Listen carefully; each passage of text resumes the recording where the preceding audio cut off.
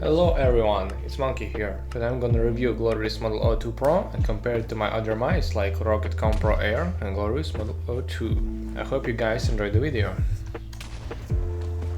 Firstly, I want to introduce you to the specs of the mouse. I have the 4K/8K Hz edition, so my copy weighs 60 grams.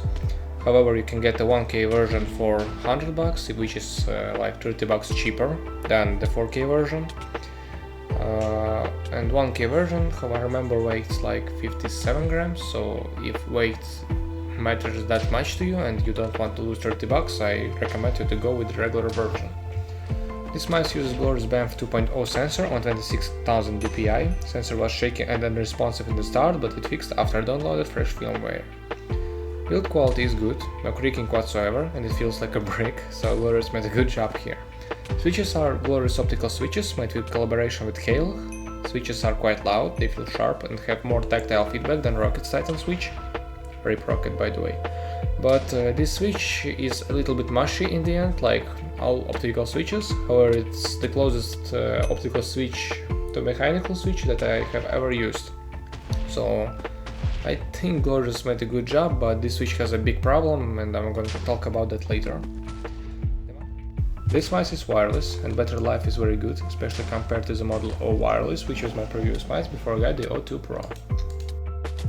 Now I'm going to talk about the CPS, and to be honest, this mice disappointed me here.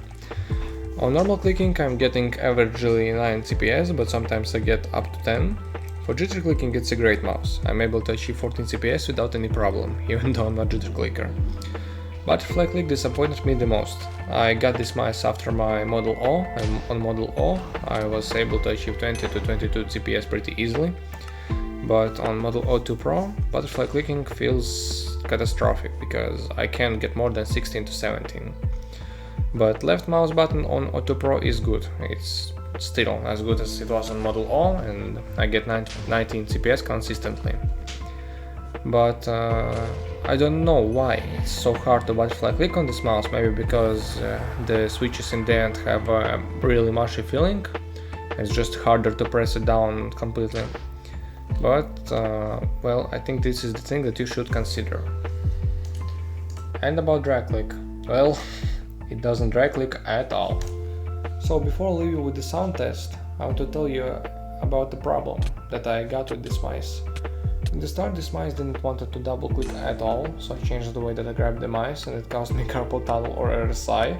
I don't know which one of them, and my fingers are weak. I feel my whole wrist straining, even though the two fingers are supposed to do so when I butterfly click. And because of that, my hand gets tired in seconds and my clicks are inconsistent. If you can tell me any advice that can help me fix this problem, I will be happy to hear it, because I have this problem for like 2 months and I don't know what to do. So please keep your hand and wrist straight and don't do any unnatural positions for your hand, or you will end up like me. Well, that's all for the side part, and here's the sound test.